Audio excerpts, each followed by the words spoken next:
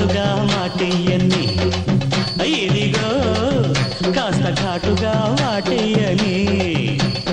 ఏ పిట్ట చూస్తే మీ ఏ పెట్ట కూస్తే మీ